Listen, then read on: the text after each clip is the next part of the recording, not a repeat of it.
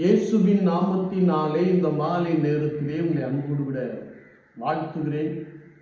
வேதத்தின் வெளிச்சம் என்ற நிகழ்விலே நீங்கள் அழைக்கப்பட்ட அழைப்பை பாருங்கள் என்ற வார்த்தையை நாம் தியானித்துக் கொண்டிருக்கிறோம்.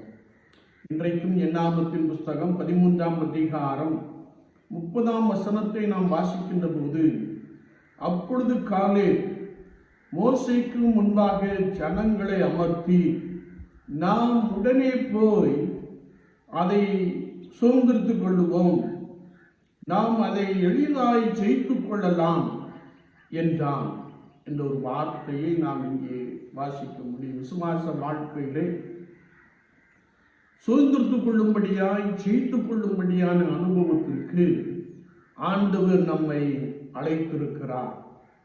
நாம் கர்த்தருடைய வார்த்தையை வாசிக்கின்ற பொழுது,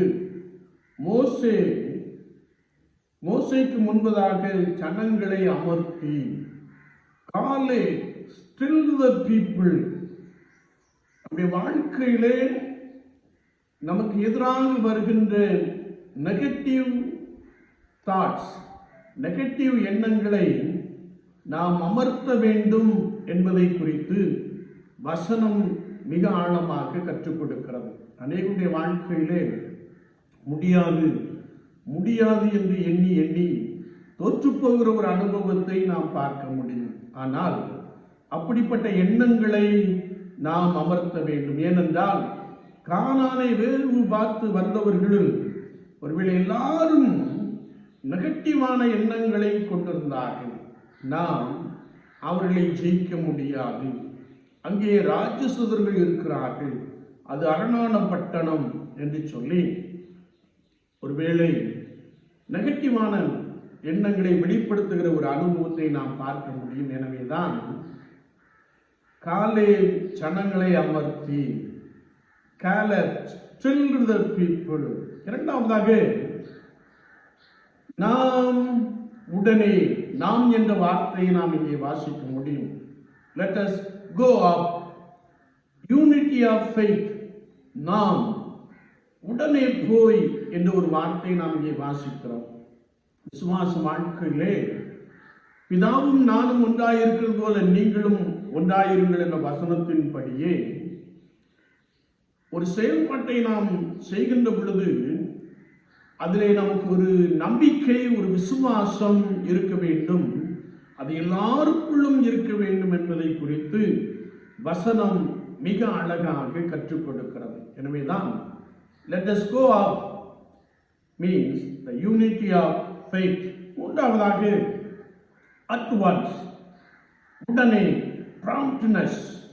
நாம் உடனே போய் அதை சுதந்திரித்துக் கொள்ளலாம் என்ற ஒரு வார்த்தையை நாம் வாசிக்க முடியும். தாவீது அரசன் 2 சாமுவேலின் புஸ்தகம் 23ஆம் அதிகாரம் 15ஆம் வசனத்திலே, எதிரின் தானியத்துக்குள் இருந்த பெத்லகேமின் கிணற்றின் தண்ணீர் மீது ஆவல் கொண்டு, என் தாகத்திற்கு தண்ணீர் கொண்டு வருகிறவன் யார் என்று கேட்ட மாத்திரத்திலே அங்கே 3 வாலிபர்கள், 3 வீரர்கள் எழுந்து துணிந்து செயல்பட்டார்கள். வேதம் சொல்கிறது, அவர்கள் உடனே செயல்பட்டார்கள். தங்கள் பிராணனையும் அவர்கள் எண்ணாமல் ராஜா விரும்புகின்ற தண்ணீரை கொண்டு வருவதற்காக அவர்கள் துரிதமாய், ஒற்றுமையாய், உடனே செயல்பட்டார்கள் என்பதை குறித்து நாம் பரிசுத்த வேதாகமத்திலே வாசிக்க முடியும். அப்படி செயல்பட்ட அவர்கள் எதிரியின் பாளையத்திற்குள் போய் அந்த கிணற்றண்டை சென்று ராஜா விரும்பின தண்ணீரை கொண்டு வந்தார்கள் என்று வேதம் சொல்லுகிறது. என்னை கேட்டுக்கொண்டு இருக்கிற என் அன்பு தெய்வ ஜனமே, விசுவாச வாழ்க்கையிலே எதையுமே ஒத்தி போடுகிற ஒரு அனுபவம், தள்ளி போடுகிற ஒரு அனுபவம் இருக்கக்கூடாது என்பதை குறித்து நாளைக்கு பார்த்து கொள்ளலாம் என்ற அந்த எண்ணங்கள் இல்லாதபடிக்கு உடனே செயல்படுகிற ஒரு நபராக நாம் இருக்க வேண்டும் என்பதை குறித்து வசனம் மிக ஆழமாக கற்றுக் கொடுக்கிறது. கடைசியாக we are well able to overcome it. நாம் அதை எளிதாய் சுதந்திரித்துக் கொள்ளலாம், எளிதாய் ஜெயித்துக் கொள்ளலாம் என்ற ஒரு வசனத்தை நாம் இங்கே மிக ஆழமாக அறிந்து கொள்கிறோம். விசுவாச வாழ்க்கையிலே நான் கர்த்தருடைய நாமத்தினாலே ஜெயிக்கிற ஒரு அனுபவமாக நம்முடைய வாழ்க்கையின் அனுபவம் காணப்பட வேண்டும் என்பதை குறித்து வேத வாக்கியம் மிக ஆழமாக கற்றுக் கொடுக்கிறது. அப்படியே காலேப்பும் அவனோடு கூட சேர்ந்தவர்களும் கானான் தேசத்தை எளிதாய் சுதந்திரித்துக் கொண்டார்கள் என்று வார்த்தையை மிக அழகாக வாசிக்கிறோம். விசுவாச வாழ்க்கையிலே நாம் ஜெயிக்கும்படியாய் அழைக்கப்பட்டிருக்கிறோம், சுதந்திரத்துக் கொள்ளும்படியாய் அழைக்கப்பட்டிருக்கிறோம்.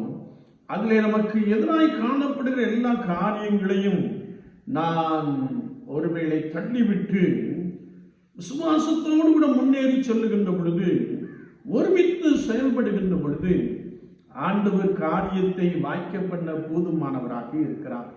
ஆண்டவர் நாமே இந்த வார்த்தைகளை கொண்டு ஒரு ஜெயமுள்ள அனுபவத்திற்குள்ளே நித்தமும் உங்களை வழிநடத்துவாராக.